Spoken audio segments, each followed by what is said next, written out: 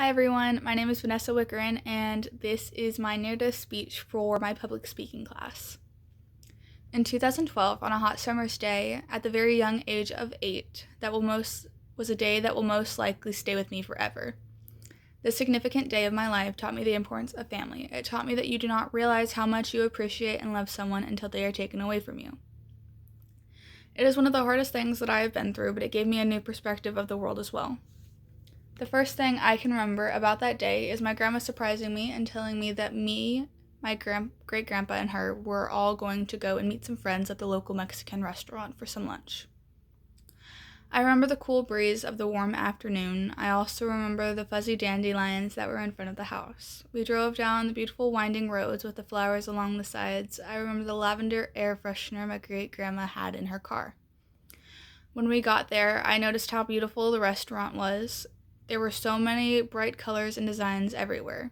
When we ordered, my great-grandpa told me I could get anything I wanted, so of course I got a steaming hot plate of taquitos. They were so good, they made a crisp crunch whenever I took a bite. He ordered fried ice cream for dessert. I thought he was so crazy and that there was no such thing, and we laughed about it. Everyone was having a great time and smiling. It was the perfect day until it wasn't. On our way home, he slumped forward and stopped breathing. It was really scary, and all I remember is my grandma, his kid, kept screaming, "Dad, wake up, please wake up, breathe," over and over and over. When we got to the hospital, they did everything they could, but they were unable to revive him. I remember the doctors pulled him out from the car and put him on the gurney and started CPR. I remember turning around and seeing a lady in her car with her kid, and her hand was covering her mouth.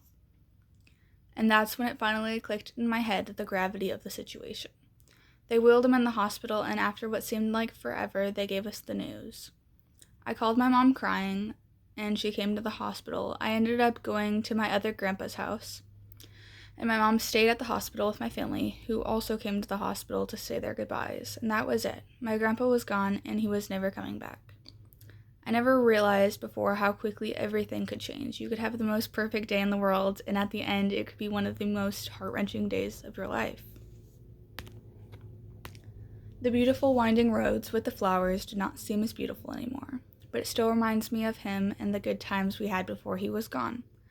Sunny summer days make me grateful for the time that I have left with my family. The buzzing bees seem quieter now, and the dandelions that blew so high in the sky do not travel as far anymore. It is important to be grateful for the little things in life because you won't realize it, but they won't be there forever until they're gone.